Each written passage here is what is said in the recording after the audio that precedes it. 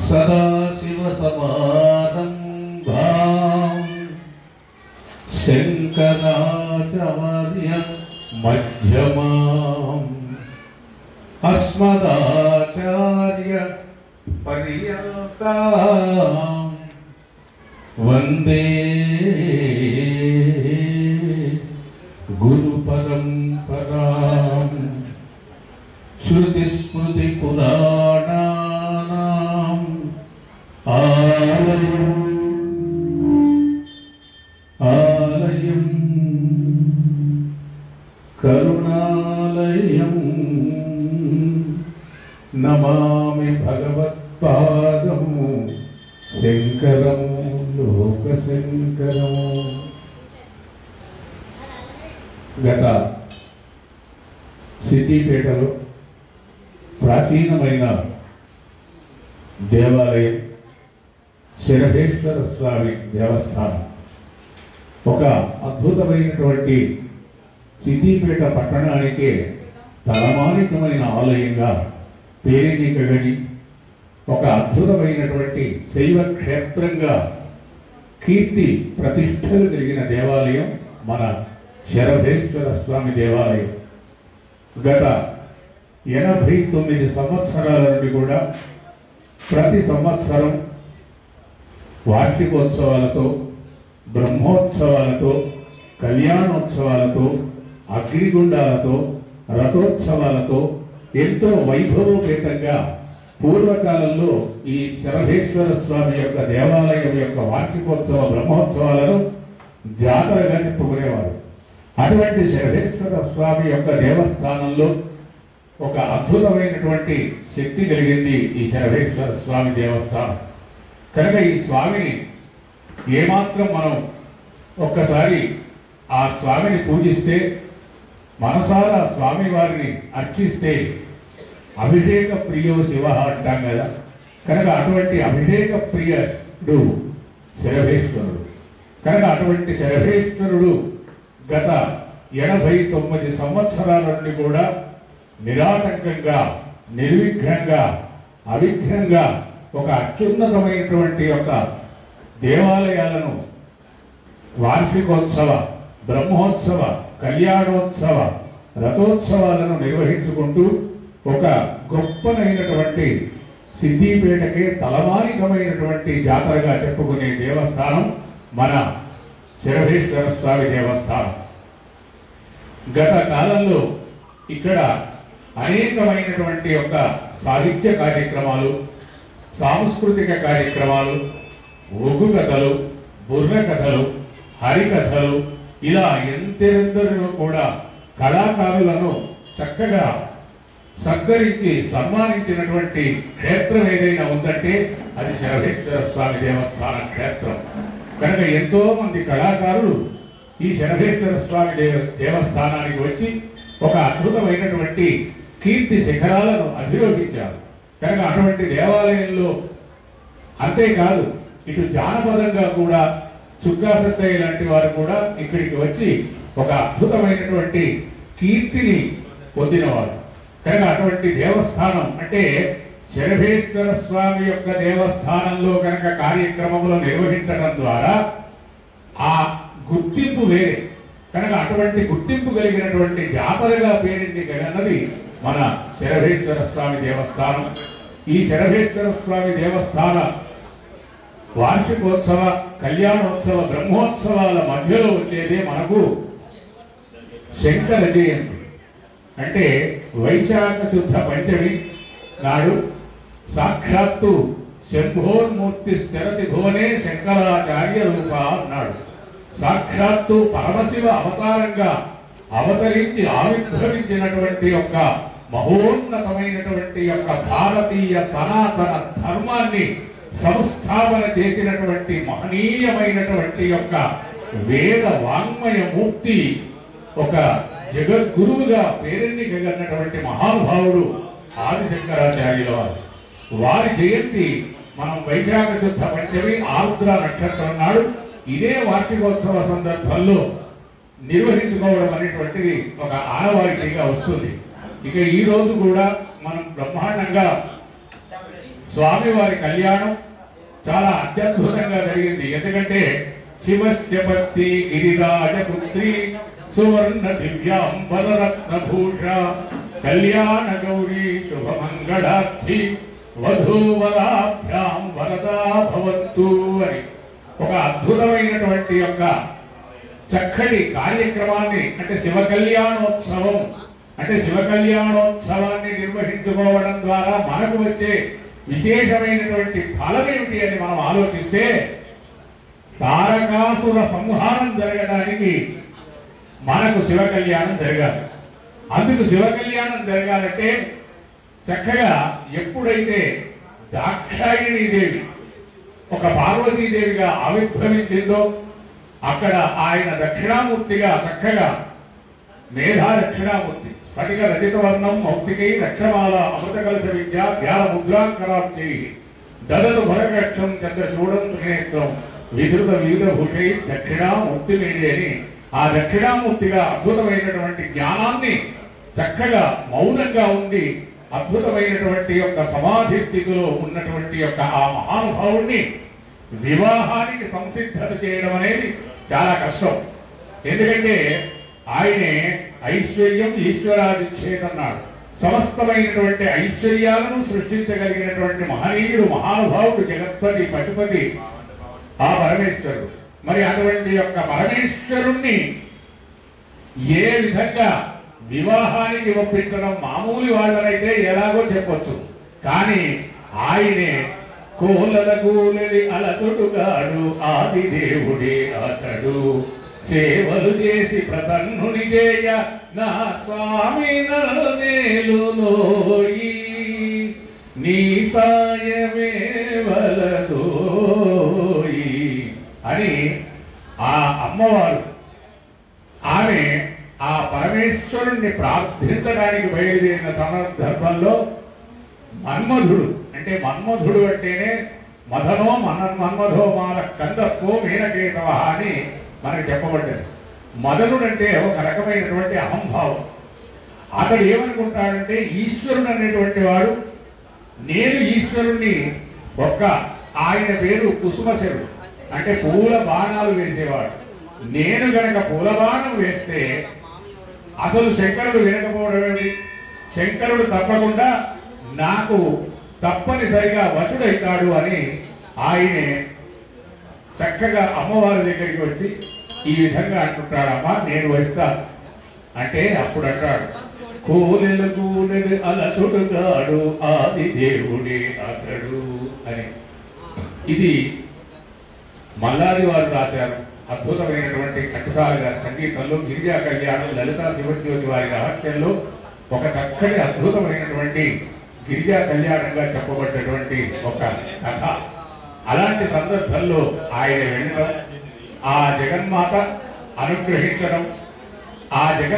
అనుగ్రహించడానికి సప్త ఋషులైనటువంటి వాళ్ళు కూడా వచ్చి అమ్మా ఎందుకంటే ప్రతి కన్నతల్లికి కూడా అల్లుడు గుణవంతుడు కావాలి, రూపవంతుడు కావాలి, శీలవంతుడు కావాలి, విద్యావంతుడు కావాలి, బుద్ధివంతుడు కావాలి, జ్ఞానవంతుడు కావాలి, కీర్తి ప్రతిష్టలు ఉన్నవాడు కావాలి అని ప్రతి తల్లి తండ్రి అల్లుడిని చూసినప్పుడు చాలా విశేషంగా కోరుకుంటారు.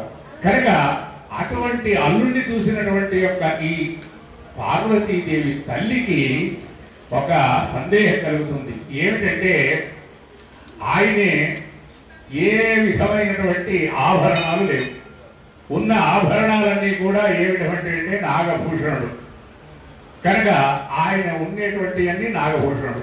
పోనీ ఏదైనా చక్కటి వస్త్రాన్ని ధరిస్తారా అంటే ఆ వస్త్రం కూడా ధరించేటువంటి వ్యాఘ్ర చర్మాంబరధరం ఇక ధరించేటువంటి యొక్క వస్తువులు కూడా చాలా బ్రహ్మాండంగా లేవు. పోనీ ఎవరైనా సన్నిహితులు ఉన్నారంటే భూత ప్రేత విఘాతాలన్నీ కూడా ఆయన స్నేహితులు. పోనీ మంచి స్నేహితులు ఉన్నారంటే ఇక ఆయన ఉండేది శ్మశానవాసి భగవాన్, కానీ ఆయన ఉండేది శ్మశానంలో. మరి అటువంటి విధానం కలిగిన పోనీ కొంచెం ముఖమైన అందంగా ఉందంటే ముక్కన్నవాడు అంటే మూడవ కన్ను కలిగిన వాడు.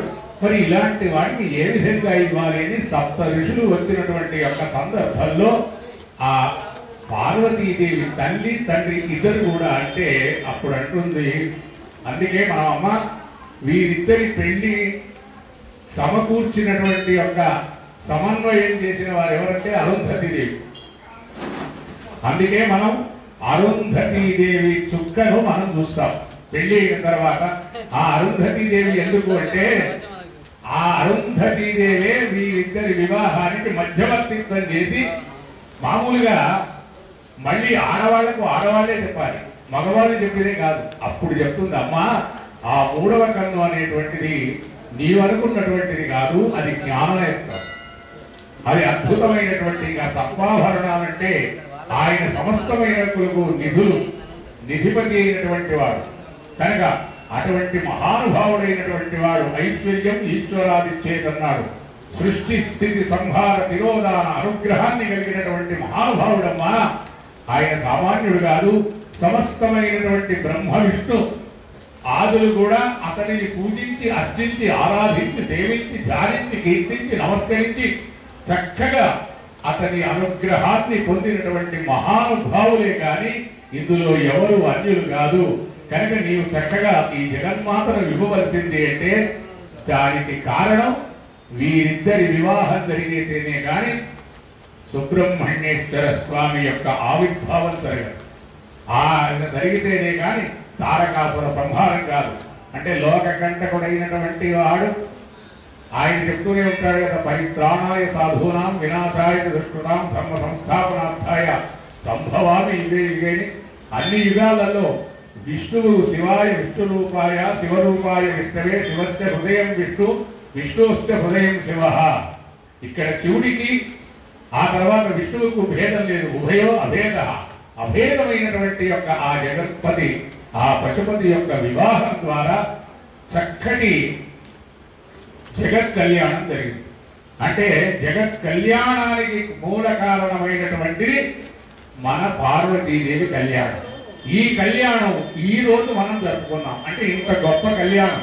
అంటే శివ కళ్యాణాన్ని కనుక మనం దర్శిస్తే సాక్షాత్తు శివుడి యొక్క కళ్యాణాన్ని చేసినటువంటి యొక్క గొప్ప ఫలాన్ని మనం పొందుతామని మనకు పురాణంలో చెప్పబడ్డది.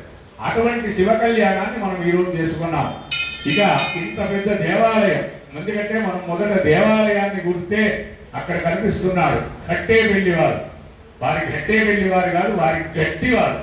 ఎందుకంటే ఇంతటి గొప్ప శరభేశ్వర ప్రతిష్ఠితమైనటువంటి యొక్క ఈ దేవాలయాన్ని ఈ కాలంలో ఒక చిన్న ఏది నిర్వహించాలన్నా కూడా కష్టసాధ్యం. కానీ ఇలా కొన్ని వందల సంవత్సరాల నుండి కూడా అదే విధమైనటువంటి యొక్క సాంప్రదాయంలో సంస్కృతిలో అన్ని విధాలా నడిపిస్తున్నటువంటి మహానుభావులైనటువంటి వారు శరభేశ్వర స్వామి ప్రతిష్ఠితులైనటువంటి వారు.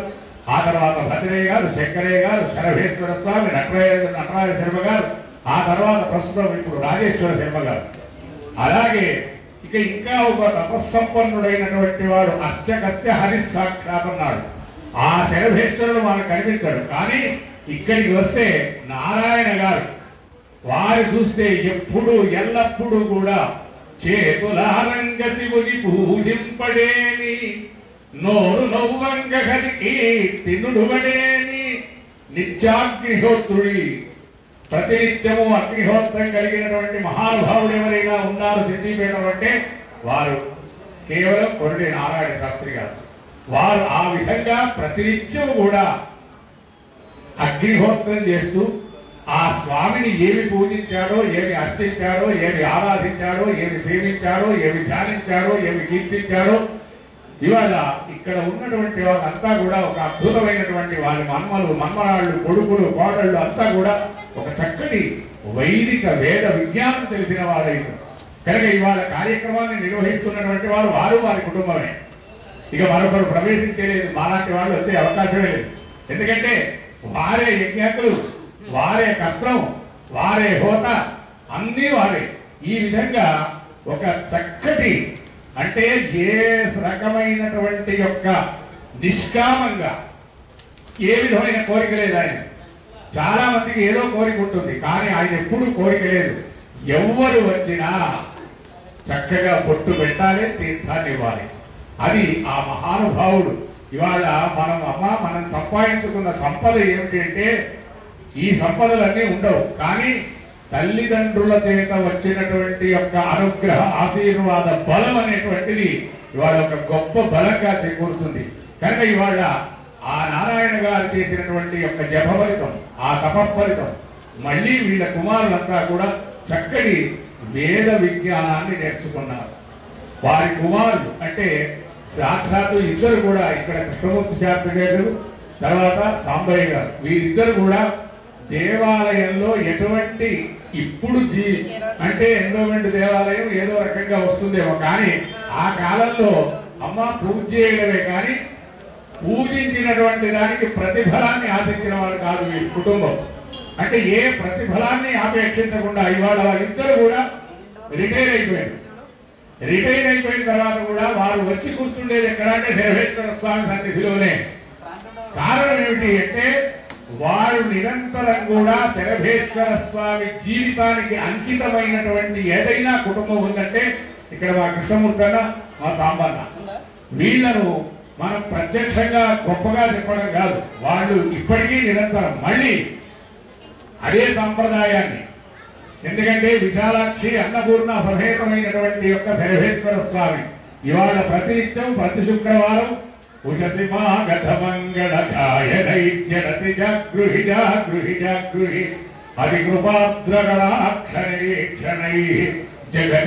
జగదం వసుఖీ కురు అంటూ ఇక్కడ మనం అనుకునేటువంటిది ఏమిటంటే ఆదిశంకరాచార్యుల వారి చేత రచింపబడినటువంటి యొక్క 64 శ్లోకాలతో అద్భుతమైనటువంటి యొక్క దేవి మానస పూజగా ఆవిష్కరించి ఆవిర్భవించినటువంటి యొక్క చతుషష్ఠి పూజ మరియు ప్రతినిత్యం సప్తశతి పారాయణం. ఎందుకంటే యాదేవి సర్వభూతేషు శక్తి రూపేణ సంస్థిత విద్యుద్ధామ సమప్రభాం మృగపతి స్కంధస్థితాం అన్నాడు.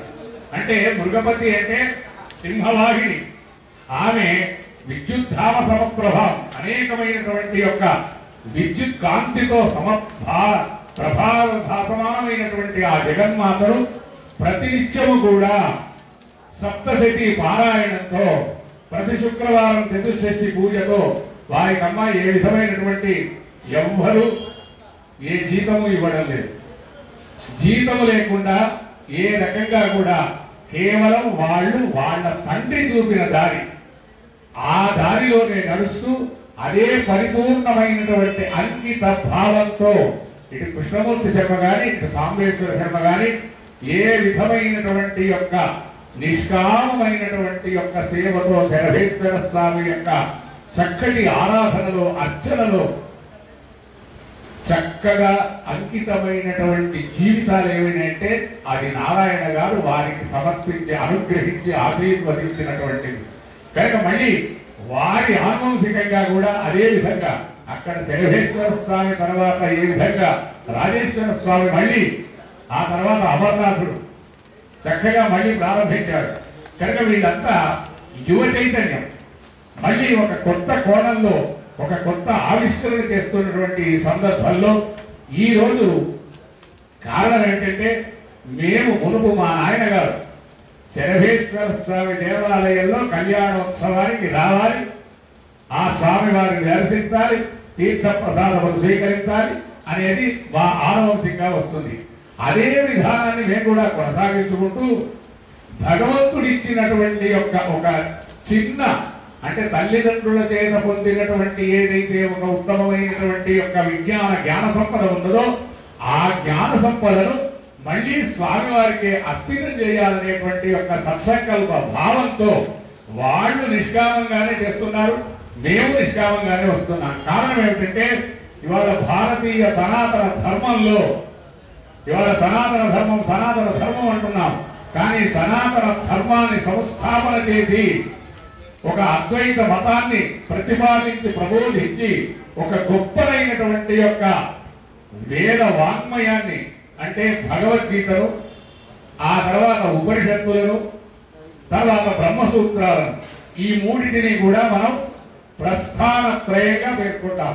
అంటే ఈ ప్రస్థానత్రయం అనేటువంటి యొక్క మూడింటిని కూడా వ్యాఖ్యానము రాసినటువంటి జగద్విఖ్యాత వ్యాఖ్యాత ఎవరైనా ఉన్నారంటే అది ఆదిశంకరుడే.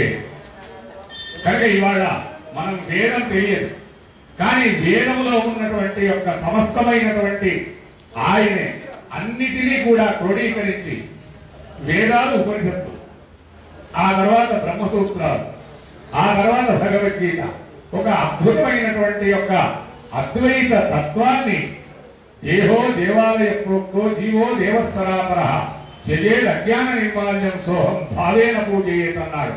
అటువంటి యొక్క అద్భుతమైనటువంటి యొక్క జ్ఞాన సంపదను మనకు అందించినటువంటి మహానుభావుడు. అందుకే చెప్తున్నాడు, శంభోన్మూర్తి స్థిరతి భువనే శంకరాచార్య రూప. సాక్షాత్తు ఎవరయ్యా వచ్చినటువంటి ఆ మహానుభావుడు అంటే కేవలం ఈశ్వరుడే, ఇక మరొకరు కాదు. ఎందుకంటే కేవలం అతి చిన్న వయస్సులోనే, కేవలం 32 వయస్సు అమ్మ. మనకు శతంజీవితం అత్యల్పం, మనకు చతురాశీతి లక్షాన్ని మానుషం జన్మ దుర్లభం అన్నాడు. మనకు 84 లక్షల జీవరాశులు. ఆ 84 లక్షల జీవరాశులలో అన్ని జన్మలు కూడా మామూలుగానే ఉన్నాయి. ఆహార నిద్ర భయమైధునాని, ఆహారము, నిద్ర, భయము, సంతానము సమానంగానే ఉన్నాయి. కానీ మానవుడిలో మాత్రం ఒక అత్యద్భుతమైనటువంటి ఆత్మ జ్ఞాన విచారము, ఆత్మానాత్మ వివేక జ్ఞానాన్ని పొందగలిగినటువంటి ఒక గొప్పనైన మహోన్నత మహోత్తర శక్తి మనకు అందించినటువంటి మహానుభావుడు భగవంతుడు. కనుక అటువంటి యొక్క ఈ శక్తిని మనం ఏం చేయాలంటే, అందుకే అంటాం కదా, చేతులారంగ శివుని పూజింపడేని, నోరు నవ్వంగ హరికీర్తి నుడువడేని. మళ్ళీ ఆ భగవంతుడికే మనం అంకితం చేయాలి. కనుక అటువంటి యొక్క ఈ 84 లక్షల జీవరాశులలో ఉత్తమమైనటువంటి యొక్క ఈ మానవ జన్మను ఏ విధంగా మనం సార్థకత చేసుకోవాలి. ఇక్కడ ఉండేటువంటి అన్ని మనకి ఏం కనిపిస్తున్నాయంటే, జగద్గురువులు పరమహంస పరివ్రాజకాచార్యులు ఈ పవిత్ర భారతావనిలో అవతరించినటువంటి సాక్షాత్తు పరమశివ అవతారంగా మనం పేర్కొంటాం. మన భారతీయ సనాతన ధర్మాన్ని, సంస్కృతిని, సాంప్రదాయాలను, సదాచారాలను, నియమ నిష్టలను, ఆచార వ్యవహారాలను, అర్చన ఆరాధనలను, అనుష్ఠాన వేదాంతాలను, వేద ధర్మాలను, అద్వైత మతాన్ని ప్రబోధించి ప్రచారం చేసినటువంటి యొక్క అగ్రేసర అగ్రగణ్య వాంగ్మయ వేదమూర్తి ఎవరయ్యా అంటే ఆదిశంకరుడు. కనుక అటువంటి ఆదిశంకరుడు మన భారతీయ సనాతన ధర్మం కోసం ఉద్యమించినటువంటి ఒక గొప్ప చైతన్య స్ఫూర్తి ఆయన మహానుభావుడు. ఇక ఒక విజ్ఞాన దీప్తి. ఎందుకంటే ఆయన గ్రంథాలు మనం చూస్తే, అందుకే శంకర వైభవం అన్నాం. అంటే శంకరుని యొక్క వైభవం ఏమిటి అంటే, ఆదిశంకరాచార్యుల యొక్క వాంగ్మయాన్ని కనుక మనం ఏ ఒక్క అక్షరం తీసుకున్నా ప్రతి అక్షరం ఒక మంత్రమయం, ప్రతి శ్లోకం ఒక శక్తిమయం. అటువంటి గొప్పనైనటువంటి ప్రతి పదం ఒక విజ్ఞానమయం. మరి అటువంటి గొప్పనైనటువంటి మహానుభావులు ఎందుకోసం అందించాడు అంటే, మన భారతీయ సనాతన ధర్మాన్ని సంస్థాపన చేయడం కోసం. మరి అటువంటి మహానుభావుడు ఇవాళ వారి ప్రతి పదంలో శబ్ద సౌందర్యం ఉంటుంది, భావ గాంభీర్యత ఉంటుంది, పద లాలిత్యం ఉంటుంది, ఒక భక్తి భావన ఉంటుంది. వారి సాహిత్యాన్ని కనుక మనం ఒకసారి దర్శిస్తే ఒక అద్భుతమైనటువంటి దివ్యమైన ఆనంద రసానుభూతిని పొందగలుగుతాం. కనుక అటువంటి రసానుభూతిని అందించగలిగినటువంటి ఏకైకమైనటువంటి ఆ జ్ఞానమూర్తి జగద్గురువు అన్నాడు. అంటే మామూలుగా గురువు అంటే ఎక్కడి నుండి ప్రారంభమవుతుందమ్మా? మొట్టమొదట దత్తాత్రేయ స్వామి. కనుక ఆ దత్తాత్రేయుడి అవతారం గురువుగా భావిస్తాం. ఆ తర్వాత మనం దక్షిణామూర్తిని గురువుగా భావిస్తాం. ఆయన్ను మేధా దక్షిణామూర్తిగా భావిస్తాం. ఆ తర్వాత కృష్ణం వందే జగద్గురు. ఆ తర్వాత శ్రీకృష్ణ పరమాత్మను జగద్గురువా. ఆ తర్వాత నారాయణం నమస్కృత్యం నరం చైవ నరోత్తమం దేవీం సరస్వతీం వ్యాసం తతో జయముధీరే. తర్వాత వ్యాస భగవాన్ని మనం ఎందుకని వ్యాసాయ విష్ణు రూపాయ వ్యాస రూపాయ విష్ణవే నమో వై బ్రహ్మనిధయే వాసిష్ఠాయ నమో నమః. అటువంటి వ్యాస భగవానుని మళ్ళా భావిస్తాం. ఆ తర్వాత మళ్ళీ ఎవరు అంటే ఇదిగో శంభోన్మూర్తి స్థిర విభువనే శంకరాచార్య రూప. సాక్షాత్తు ఈశ్వర అవతారంగా శంకర సాక్షాత్ అన్నాడు. ఎవరో కాదైనే పరమశివ అవతారం. చతురామ్నాయ పీఠాలను స్థాపించాడమ్మా. కేవలం ఆయనే 32 ఏళ్ల వయస్సే. మనకు 100 సంవత్సరాలు ఉంటాయి. ఎంత అంటే 70 అంటాం, 80 అంటాం, 85 అంటాం, ఇలా వయస్సు చెప్పుకుంటాం. కానీ గంగ గోవు పాలు గంటడైనను చాలు. కేవలం ఒక 32 ఏళ్ల వయస్సులోనే కాశీ నుండి కన్యాకుమారి వరకు విజయ యాత్ర చేసి ఒక గొప్పదైనటువంటి యొక్క అద్వైత మతాన్ని సనాతన సాంప్రదాయాన్ని సంస్థాపన చేసి ఇవాళ శృంగేరి, కంచి, ద్వారక, పూరి చతురామ్నాయ మహాపీఠాలను సంస్థాపన చేసి ఇవాళ ఏదైనా మనకు ఒక ధర్మ సందేహం కలిగింది అంటే దాన్ని తీర్చగలిగిన వాడు ఎవరు అంటే కేవలం ఆ మహాపీఠాలు చెప్పితేనే. కనుక అటువంటి సందేహ నివృత్తి కోసం అద్భుతమైనటువంటి ఆత్మానాత్మ వివేక జ్ఞానం కోసం ఆయన గొప్పలైనటువంటి మహాగ్రంథాలన్నీ రాశాడమ్మా. శివానందలహరి అంటే శివుడి యొక్క సౌందర్యాన్ని వర్ణించడానికి కొన్ని సందర్భాలలో మనం వర్ణించలేము అటువంటి శివ సౌందర్యాన్ని. ఆ తర్వాత సౌందర్యలహరి, శివానందలహరి అంటే రెండు కూడా వామేన విగ్రహ భవేణ కళత్రవంతం వారాణసీపురపతిం భజ విశ్వనాథం. ఈ రెండు స్వరూపాలను కూడా ఒక గొప్పదైనటువంటి శ్లోకాలతో వర్ణించి ఆ శ్లోకాలను మనం చదువుతుంటే సాక్షాత్తు మనకు ఆ జగన్మాత మనకు కళ్ళ ముందు సాక్షాత్కరించబడుతుంది. అది అతడి యొక్క వైభవం. ఏమిటి? వాంగ్మయ వైభవం. అది శంకర వైభవం. అలాగే పరమేశ్వరుని కనుక మనం చూస్తే చక్కగా పరమేశ్వరుడే మన కళ్ళ ముందు సాక్షాత్కరించబడతాడు. అది మనకు ఆ స్వామి యొక్క దివ్య వైభవం. అటువంటి మహానుభావుడైనటువంటి వాడు చక్కటి భారతీయ పీఠంలో నలుమూలలా కూడా చతురామ్నాయ పీఠాలను స్థాపించి తన వాంగ్మయాన్ని ప్రవచించి ప్రబోధించి ప్రచారం చేసినటువంటి మహనీయుడు. కనుక మన సనాతన ధర్మాన్ని, సంస్కృతిని, సాంప్రదాయాలు, సిద్ధాంతాలు ప్రతిపాదించి ప్రబోధించినటువంటి యొక్క అగ్రేసరమైనటువంటి యొక్క ధర్మాచార్యులు ఎవరైనా ఉన్నారంటే అది ఆదిశంకరులు వారే. కనుక అటువంటి ఆదిశంకరులు ఎన్నో గ్రంథాలను భజ గోవిందం భజ గోవిందం గోవిందం భజ మూఢమతే సంప్రాప్తే సన్నిహితే కాలే నహి నహి రక్షకు దుఃఖం కరణే అంటాడు. అయ్యా మనకి ఇక్కడ కావాల్సింది ఏమిటి అంటే మనల్ని మనం తెలుసుకోవడం. ఈ శరీరం అనేటువంటిది ప్రాపంచికమైన విషయాల మీద, వాసనల మీద, భోగాల మీద, విలాసాల మీద, సుఖాల మీద, ఆనందాల మీద, వీటి మీద కాదు మనం శ్రద్ధ పెట్టేది. ఏది మనం తెలుసుకోవడం ద్వారా. ఎందుకంటే మనం ఎందుకోసం జీవితం వచ్చింది? మనం ఈ జీవితం రావడానికి కారణం ఏమిటి అంటే కేవలం ప్రాపంచికమైనటువంటి సుఖాల మీదనో, భోగాల మీదనో, విలాసాల మీదనో, ఆనందాల మీదనో, సుఖాల మీదనో, సౌభాగ్యాల మీదనో కాదు. అంతకంటే ఒక గొప్పలైనటువంటి యొక్క ఈ దేహాన్ని చైతన్య పరచగలిగినటువంటి ఒకనొక మహోన్నతమైనటువంటి శక్తి ఉంది. అదే ఆత్మ.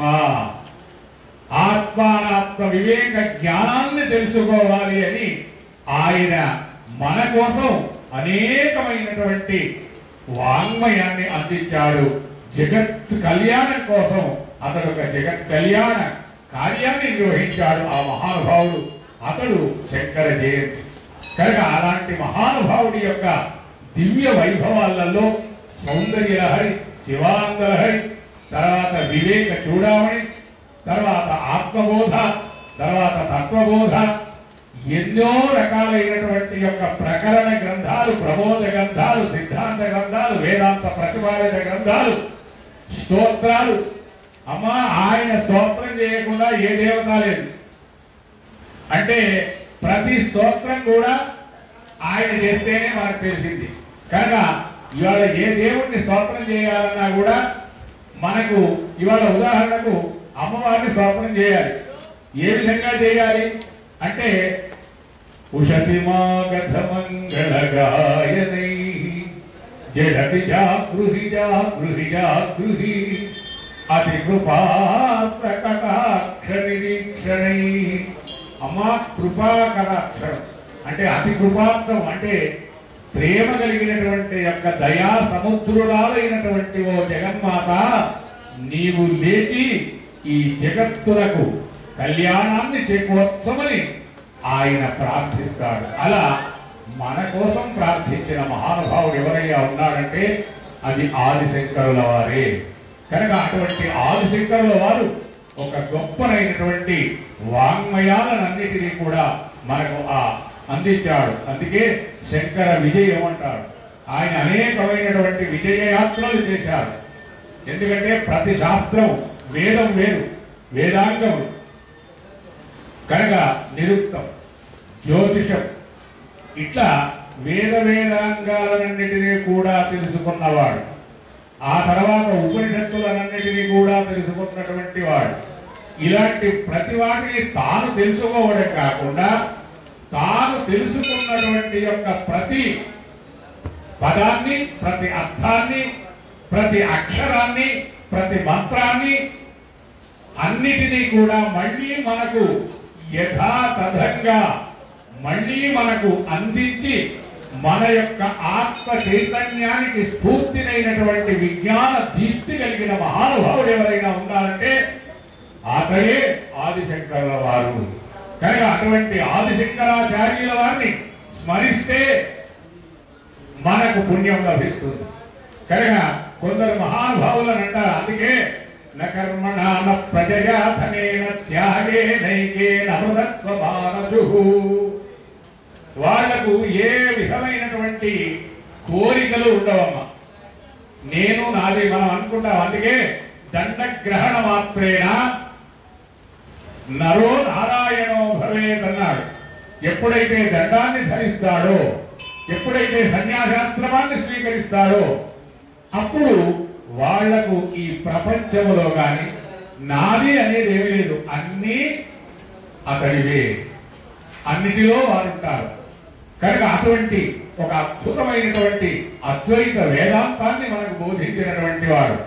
ఈ ప్రకృతి పృథివ్యాపస్తేజో వాయురాకాశాత్, ఈ భూమి, ఈ అగ్ని, ఈ నీరు, ఈ వాయువు, ఈ ఆకాశం, ఇవన్నీ కూడా ఎక్కడ ఉంది? మనకు నిన్నగా మొన్నైనాడు త్వరలో భూకంపం వచ్చేది. మరి భూమి ఎందుకు కంపిస్తుంది?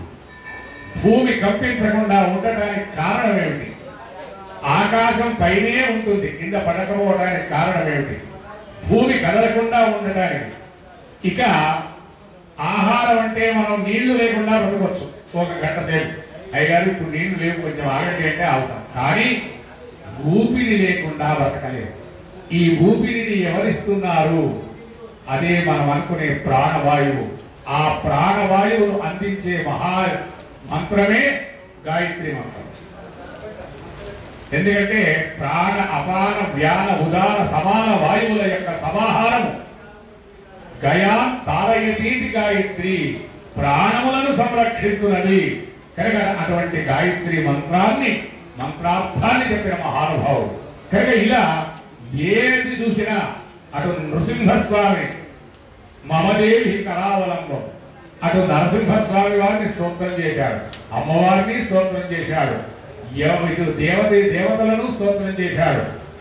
ఎవరిని కూడా కాశికాపురాధినాథ కాలభైరవం భజే, అటు కాలభైరవుణ్ణి చేశాడు, ఇటు విశ్వనాథుడిని చేశాడు. అంటే ఆయన ఎవరిని వదిలిపెట్టలేదు. అంటే అతని అన్ని స్తోత్రాలు ఆయనే, మళ్ళీ అన్ని గ్రంథాలు ఆయనవే. కనుక ఇన్ని గ్రంథాలను రాసి ఇంతమందిని చైతన్యం చేయవలసిన అవసరం ఏమిటి అంటే అదే నకర్మణాన ప్రజయా ధనేన త్యాగేనైకే అమృతత్వమానజు. నా కర్మణ, వాళ్లకు ఏవి కర్మలు లేవు. నా ప్రజయ, ప్రజ అంటే సంతానం, వాళ్ళకి సంతానము, నేను, నా పిల్లలు, నా ఇల్లు, వాళ్లకు ఇల్లు కట్టిద్దాం, వాళ్లకు అపార్ట్మెంట్ భరిద్దాం, వాళ్లకు ఫామ్ హౌస్ భరిద్దాం, ఇవేవి ఉండవమ్మా. నా కర్మణాన ప్రజయా ధనేన త్యాగేనైకే అమృతత్వమానజు. కేవలం త్యాగ బుద్ధి అంటే సమస్తమైనటువంటి యొక్క భారతామనిలో కలిగే ప్రతి జీవి, ఒక మనం కాదు, ఆ ప్రతి జీవి కూడా ఆనందంగా ఉండాలి. అందుకే మనం అంటాం సత్య ప్రజాభ్య పరిపాలయంతాం న్యాయేన వాక్యేన మహిం మహీషః. కనుక న్యాయ మార్గంలో మహీషులైనటువంటి వాళ్ళు ఉండాలి, అంటే రాదు. మరి అటువంటి శక్తిని ఇవ్వగలిగేది ఎవరు అంటే దైవశక్తి. మరి ఆ దైవశక్తి ఎక్కడి నుండి వస్తుంది? ఏ దైవాన్ని ఎలా ఆరాధించాలి, ఏ దైవాన్ని ఎలా పూజించాలి, ఏ దైవాన్ని ఏ విధంగా అర్చించాలి, ఏ దైవాన్ని ఏ విధంగా కీర్తించాలి అనే అద్భుతమైనటువంటి స్తోత్రాలను అందించిన మహానుభావుడు ఎవరయ్యా అంటే సాక్షాత్తు ఆదిశంకరుల వారు. కనుక ఆ ఆదిశంకరుల వారి యొక్క దివ్యమైనటువంటి వైభవం మనం ఇవాళ ఎంత చేసినా ఎంత చెప్పినా పరిమి తీరదు. కనుక ఒక్కొక్క అద్భుతమైనటువంటి గ్రంథం ఆయన ఉంది. కనుక ఏ గ్రంథాన్ని చూసినా అది శివానంద లహరి కావచ్చు, సౌందర్య లహరి కావచ్చు, ఆత్మబోధ కావచ్చు, తత్వబోధ కావచ్చు, వివేక చూడమణి కావచ్చు, అలాగే ఏది చూసినా మనకు అద్భుతమైనటువంటి యొక్క జ్ఞానాన్ని అందించగలిగిన, ఒక ఆత్మ జ్ఞానాన్ని అందించగలిగిన శక్తి మనకు ఇచ్చినటువంటి మహానుభావుడు, జ్ఞానదాత, విజ్ఞాన స్ఫూర్తి, ఒక చైతన్య స్ఫూర్తి, జ్ఞాన దీప్తి మన ఆదిశంకరాచార్యుల వారు. కనుక అటువంటి ఆదిశంకరాచార్యుల వారి వైభవాన్ని మనం తెలుసుకోవాలి అంటే ముఖ్యంగా ఆయన రాసినటువంటి ప్రధానమైనటువంటి, అంటే ఒక ఉపనిషత్తులు తెలుసుకుంటే ఎంత విభాగమో అలాగే ఒక ఆత్మబోధ తెలుసుకుంటే, అందుకని కేవలం రేఖా మాత్రంగా, ఎందుకంటే కొన్ని సందర్భాలలో మనం కొంచెమే ఇవ్వాలి. కనుక సమయాభావం, తర్వాత ఇక్కడ ఉన్నటువంటి యొక్క ఆస్తికులు, ఆసక్తులు, ఈ రెండింటిని చూసి మన కార్యక్రమాన్ని నిర్వహించాలి. కనుక మనం ఒక్కొక్క కార్యక్రమాల్లో ఇక్కడ ఆయన ఏమంటున్నా అంటే తపస్సు చేత పాపములు నశిస్తాయి. అంటే తపస్సు అంటే ఏమిటి? తపన అంటే నిరంతరం దాన్ని గుర్చినటువంటి తపన. ఇప్పుడు మిగతా వాళ్ళు కూడా చాలా తపిస్తున్నారు, కానీ ఒక్కొక్కళ్ళు ఒక్కొక్క రకమైనటువంటి దానికి. కొందరు అధికారం కోసం, కొందరు ధనం కోసం, కొందరు కీర్తి కోసం, కొందరు ప్రతిష్ట కోసం, కొందరు ఆత్మజ్ఞానం కోసం.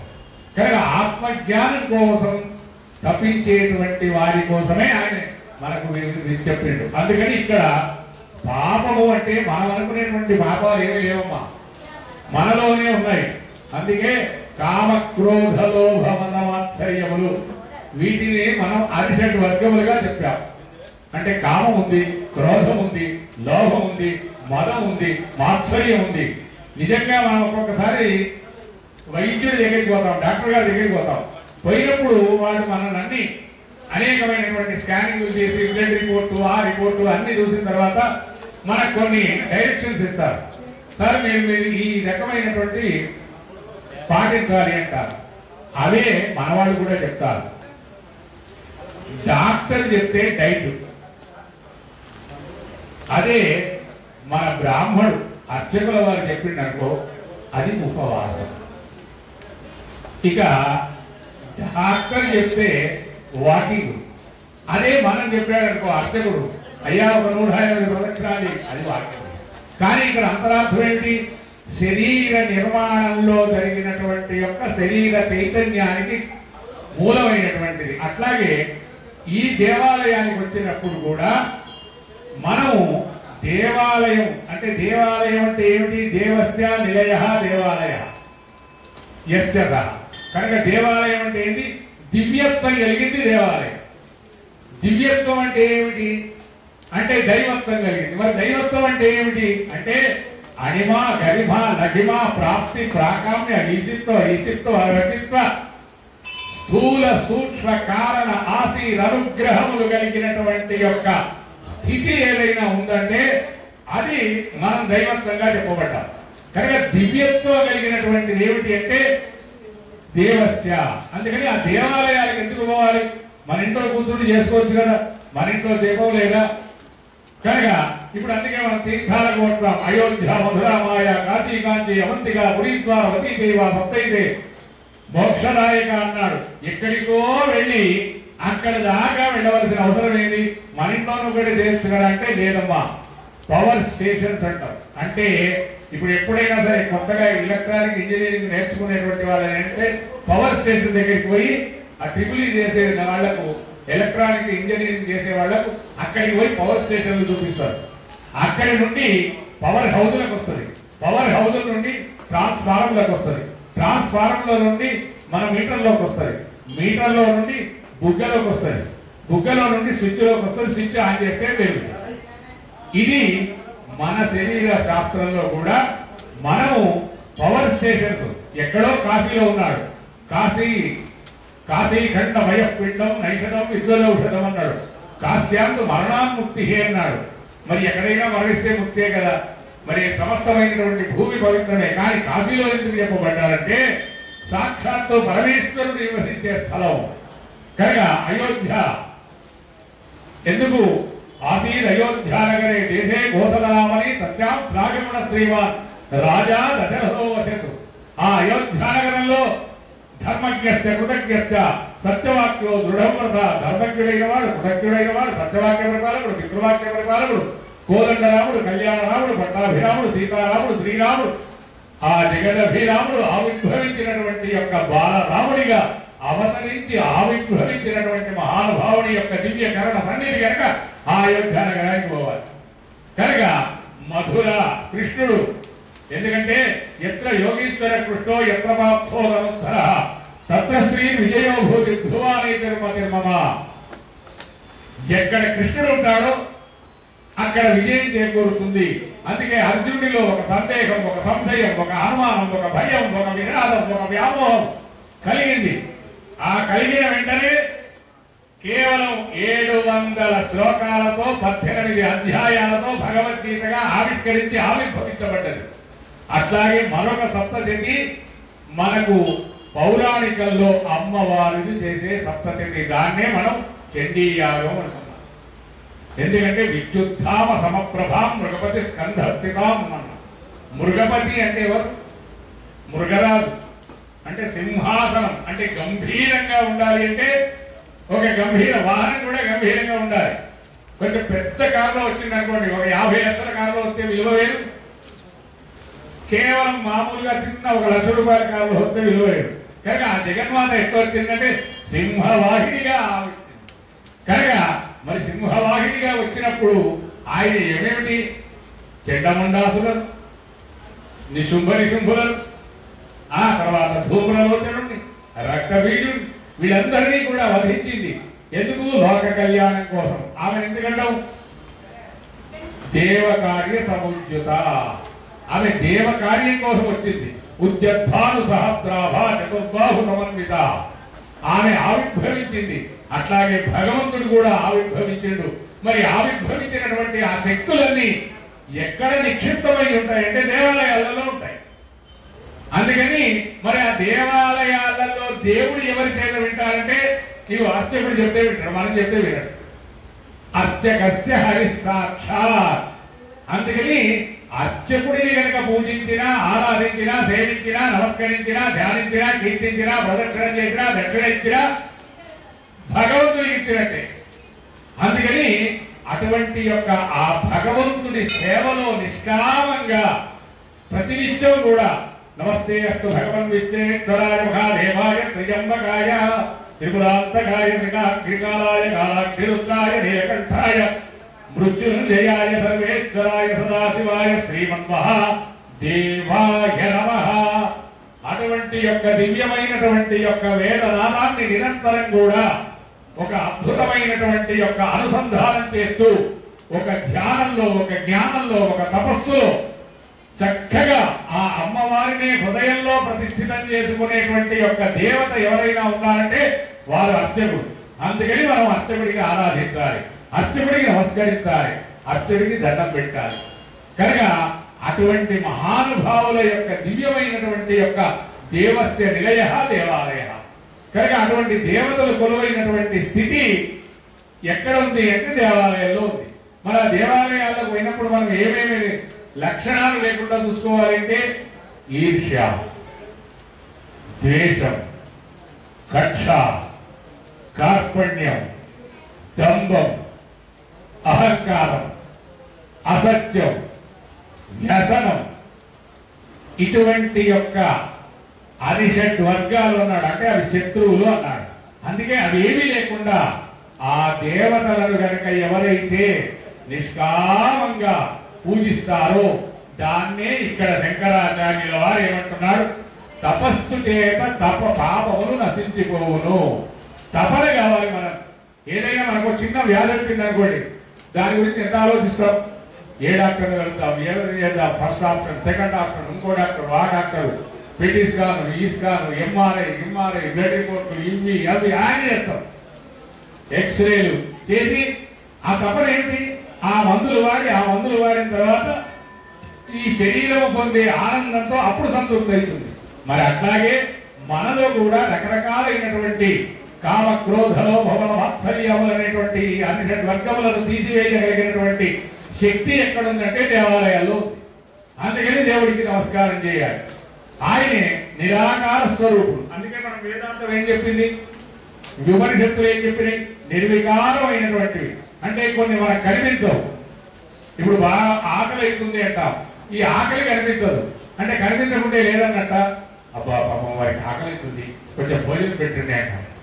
ఆకలి కనిపించదు, దాహం కనిపించదు, ఇట్లా కనిపించని అన్నీ ఉన్నాయి. ప్రాణం కనిపించదు, కానీ ప్రాణవాయువు పోతూనే ఉంది. కనుక మరి ఇట్లా కనిపించకుండా ఉండేటువంటి యొక్క ఆ నిర్వికార స్వరూపమై చైతన్యం అంటే దేహమాన్ని చైతన్యపరిచేదేది నీలతో యద మధ్యస్థ విద్యుల్లేకేవ భాస్వర. ఒక భాస్వరంగా ప్రజ్వాజ్వల్యమానంగా జలిస్తూ మన శరీరాన్ని చైతన్యవంతం చేసి ఒక అద్భుతమైనటువంటి జ్ఞానదీప్తిని అందించేటువంటిది ఆత్మ. ఇక ఈ ప్రకృతినంతా కూడా ఇవాళ మనం ఎన్నో రకాలుగా వనే రణే పర్వతమస్తకేషు రక్షంతి పుణ్యాన్ని పురాకృతాన్ని మనల్ని ఏది రక్షిస్తుంది అంటే మనం వేసుకునే మందులో, చేసే ఎక్సర్సైజులో అవి కాదమ్మా. వనే రణే పర్వతమస్తకేషు రక్షంతి పుణ్యాన్ని పురాకృతాన్ని మనల్ని రక్షించేది కేవలం పూర్వజన్మంలో చేసుకున్నటువంటి పుణ్యము. పూర్వజన్మంలో గత జన్మ ఏదో మనకు తెలియదు. అంతేందుకు ఒక 3 రోజుల కింద ఏం భోజనం చేసామంటే తెలియదు. అటువంటిది గత జన్మం దాకా పోవాల్సిన అవసరం లేదు. కానీ ఈ జన్మ వచ్చింది. మరి ఈ జన్మ వచ్చినప్పుడు మనం ఏం చేయాలి అంటే ఆత్మానాత్మ వివేక జ్ఞానాన్ని తెలుసుకోమన్నాడు ఆదిశంకరాచార్యుల వారు. కనుక ఆయనే అనేకమైనటువంటి తత్వబోధ అన్నాడు. తత్వం అంటే మనం ఒక్కొక్కసారి వైద్యుడు అంటాడు, ఆ తత్వానికి మనం మందు ఇవ్వాలి అంటాం. కనుక మన తత్వం ఏమిటి అంటే ఈ అజ్ఞానములో నుండి జ్ఞానతత్వాన్ని పొందాలి. అటువంటి జ్ఞానతత్వాన్ని ఇవ్వగలిగింది ఏమిటి, విజ్ఞానతత్వాన్ని అందించగలిగింది ఏమిటి అంటే జపము. కనుక జపాన్ని బాగా చేయాలి. ఇప్పుడు వీళ్ళంతా దీక్ష పడుతున్నారు. దీక్ష అంటే ఏమిటి అంటే యయాగ్ని దీక్షయా దీక్షిత దృక్కు దీక్ష అంటే దృష్టి అని అర్థం. అంటే కాన్సన్ట్రేషన్, ఏకాగ్రతగా ఏ కార్యమునైతే మనం చేస్తామని సంకల్పం చేసి దీక్ష తీసుకున్నామో, ఇవాళ హనుమత్ దీక్ష. ఆయన ఎవరు? బుద్ధిర్బలం యశోధైర్యం నిర్భయత్వం అరోగత అజాఢ్యం వాక్పటుత్వంచ హనుమా స్మరణార్థమే. అటువంటి హనుమా స్మరణ కావాలంటే ఆ హనుమంతుడిని సేవించాలి, బాగా జపం చేయాలి నిరంతరం. ఆ స్వామిలోనే ఈ ఎన్ని రోజులైతే దీక్ష ఉందో ఆ దీక్ష ఉన్నన్ని రోజులు అంకిత భావంతో చేస్తే ఆయన ఎందుకు రాడమ్మా? ఎత్ర ఎత్ర రఘునాథ కీర్తనం తత్ర తత్ర కృతమస్తకాంజలి భాష్పవాది పరిపూర్ణలోచనం మారుతి నమత రాక్షసాంతకం. ఆయన ఎక్కడెక్కడైతే శ్రీరామచంద్ర మహాప్రభు వారి యొక్క దివ్యమైనటువంటి ఆ అఖండ అజేయ అద్వితీయ అమోఘ అనంతమైనటువంటి అప్రమేయ ఆ భగవంతుడి యొక్క నామాన్ని స్మరిస్తామో అక్కడ ఆయన వచ్చి కూర్చుంటాడు. ఇక ఇక్కడ ఒక ఆయన ఉన్నాడు, వృషభేశ్వరుడు. ఈయన నందీశ్వరుడు. అందుకే ఉత్తిష్టోత్తిష్ట గోవింద ఉత్తిష్ట గరుడధ్వజ. ఆయన గరుడధ్వజుడు, ఈయన వృషభధ్వజుడు. అందుకే మీరు దేవాలయంలో ఆగమ శాస్త్ర ప్రకారంగా మొట్టమొదట ధ్వజ పటావిష్కరణము అంట.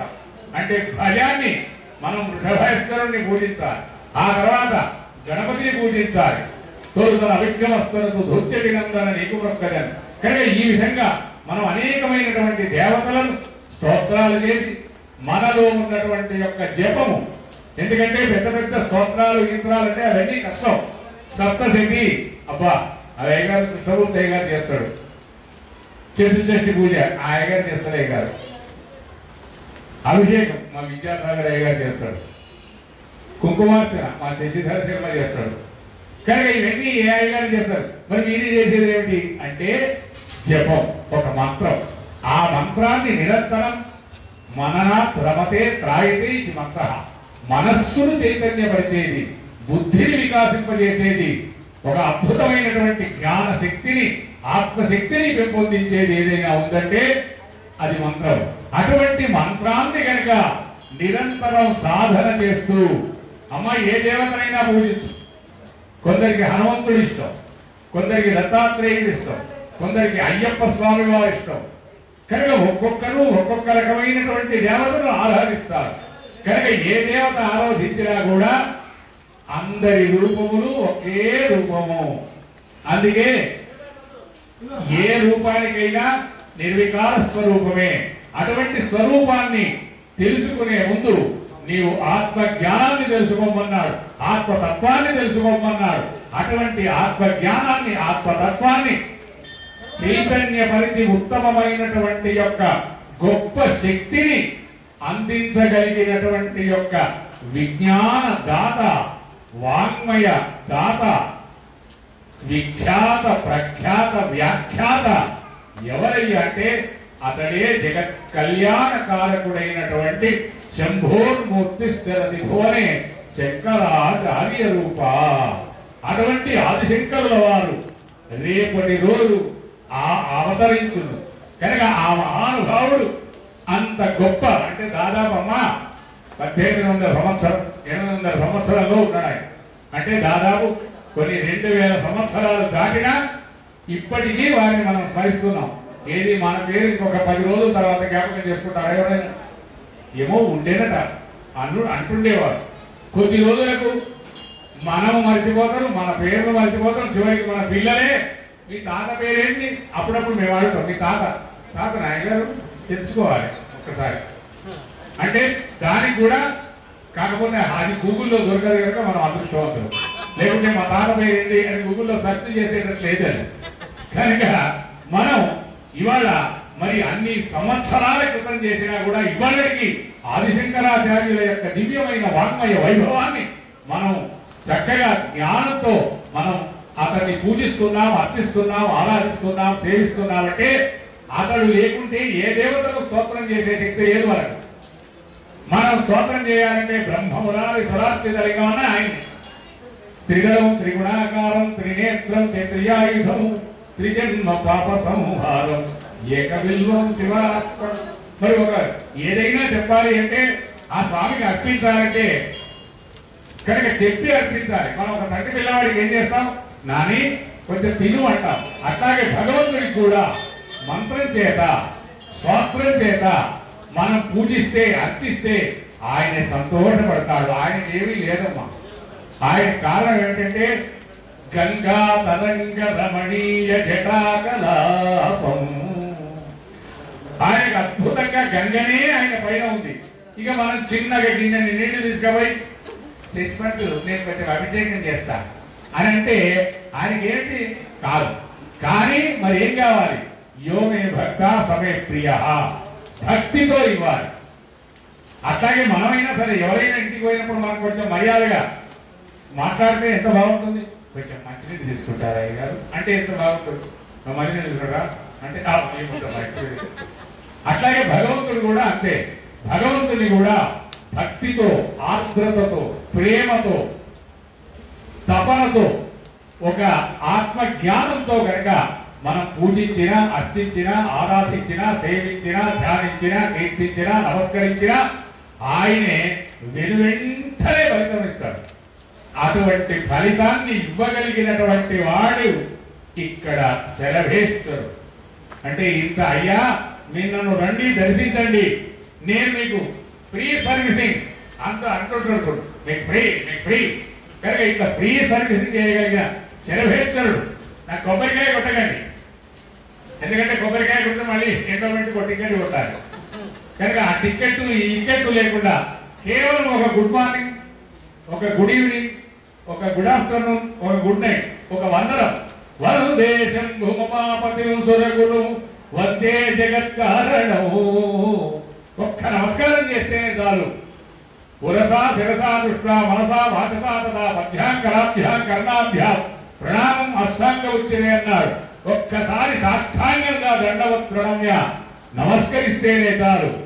ఆయనే మనకు అనంతమైన శక్తిని ప్రసాదిస్తాడు. కనుక మనకి ఏం కావాలో ఆయన ఇస్తాడు. మనం కోరిక ఆయన ఇవ్వడు. మనం చాలా కోరికలు ఉంటాయి. ఇవాళకి రేపటికి వరకు బ్రహ్మాండమైనటువంటి యొక్క స్థాయిలో వెళ్ళిపోవాలని కోరుకుంటాం. కానీ ఆయన ఇవ్వడు. కానీ ఆయన అప్పుడు ఇవ్వలేనప్పుడు అయ్యగారు ఎందరో పూజ చేస్తున్నారు, ఆయన ఒక్కనాడు పూజ చేయరు, ఒక్కనాడు గుడికి పోడు, ఒక్కనాడు ఆ దేవుడికి కొబ్బరికాయ కొట్టాడు.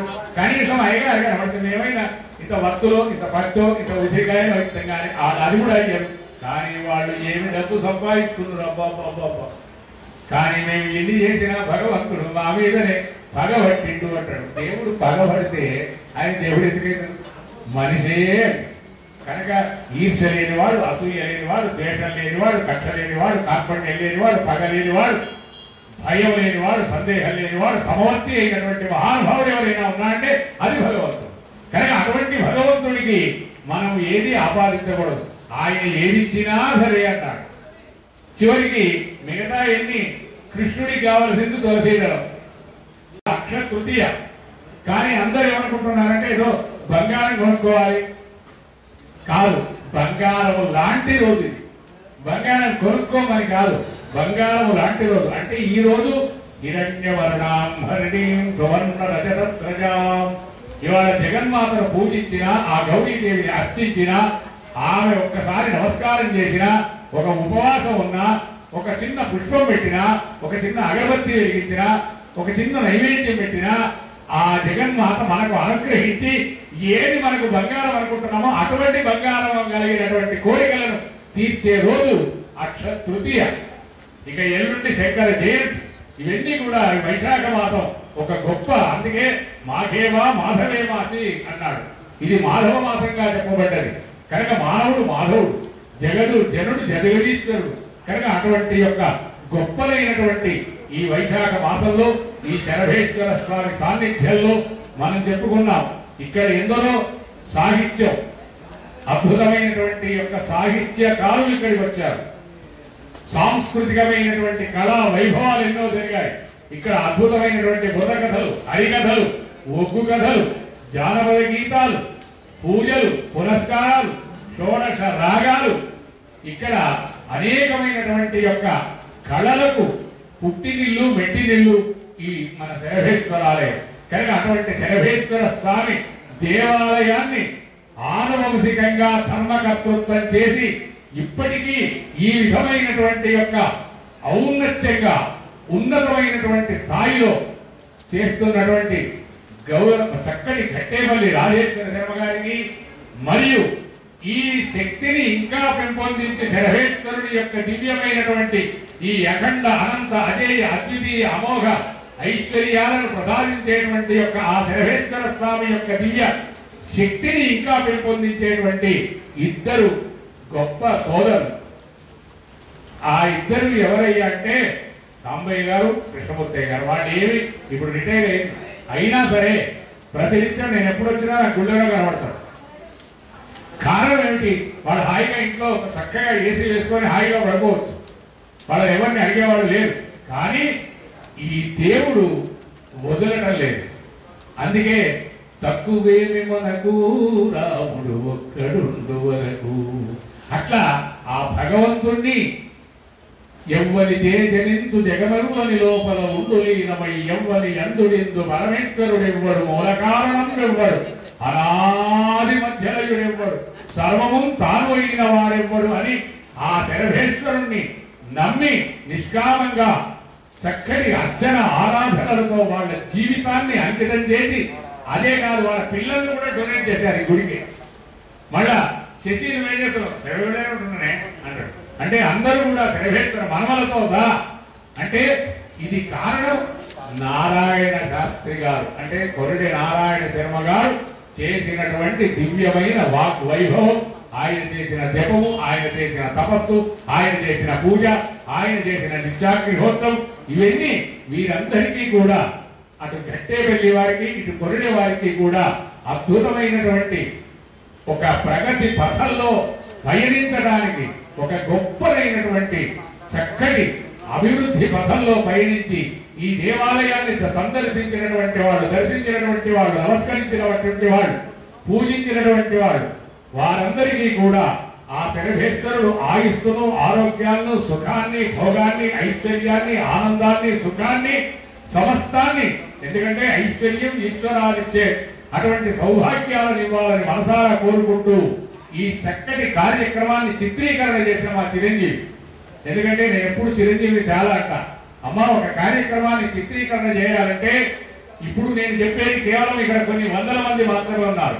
కొన్ని వేల మందికి దీన్ని ట్రాన్స్ఫర్ చేయాలి, దీన్ని షేర్ చేయాలి, దీన్ని పోస్ట్ చేయాలంటే దీనికి ప్రసార మాధ్యమం అంటే సోషల్ మీడియా అంటున్నాం. అటువంటి ప్రసార మాధ్యమం చక్కటి యూట్యూబర్ భక్త కోటి, ఆయన పేరు కూడా చాలా చక్కగా భక్తిగా పెట్టిండు. ఇటువంటి భక్తి కార్యక్రమాలు నేను ఎక్కడ పోతే అక్కడికి అసలు పాపం నేను చెప్పకుండా నాకంటే ముందే వస్తాడు. కనుక ఇటువంటి నా ఆధ్యాత్మికమైనటువంటి ధార్మికమైన వైదికమైన ప్రతిష్టా కార్యక్రమాలు, ప్రవచన కార్యక్రమాలు ఏ కార్యక్రమం చేసినా ఆ కార్యక్రమంలో తనకంటూ నేనంటూ ముందు ఉండి కార్యక్రమాలు నిర్వహిస్తున్నటువంటి ఆ చిరంజీవికి కూడా భగవంతుడు చిరంజీవిత్వాన్ని ఇవ్వాలని, ఆయురారోగ్యాలను ఇవ్వాలని మనసారా కోరుకుంటూ ఇంతటి చక్కటి అవకాశం కల్పించిన మా శరభేశ్వర స్వామి ప్రధాన ట్రస్ట్ చైర్మన్ గట్టేపల్లి రాజేశ్వర శర్మ గారికి మరియు ఈ కార్యక్రమ నిర్వహణకు చెయ్యిరా అని సంకల్పించి నన్ను ప్రోత్సహించిన సాంబశేఖర శర్మ గారికి, ఆ తర్వాత ఈ కార్యక్రమాన్ని రూపకల్పన చేసి అరే నీ పేరు వేసిందా అని నన్ను ఆజ్ఞాపించినటువంటి కృష్ణమూర్తి శర్మ గారికి, నన్ను ప్రోత్సహించినటువంటి మా చిరంజీవులు శశి, శివకుమార్ వీరందరికీ చక్కగా శరభేశ్వరికి వాళ్ళందరికీ భగవంతుడు ఆయురారోగ్యాల నుంచి కాపాడుగా కానీ చెప్పుతూ స్వస్తి, ధన్యవాదాలు, శుభం.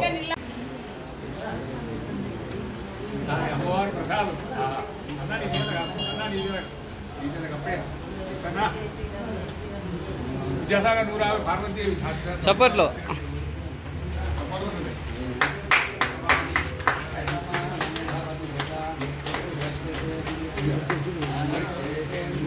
సామాన్ సామాన్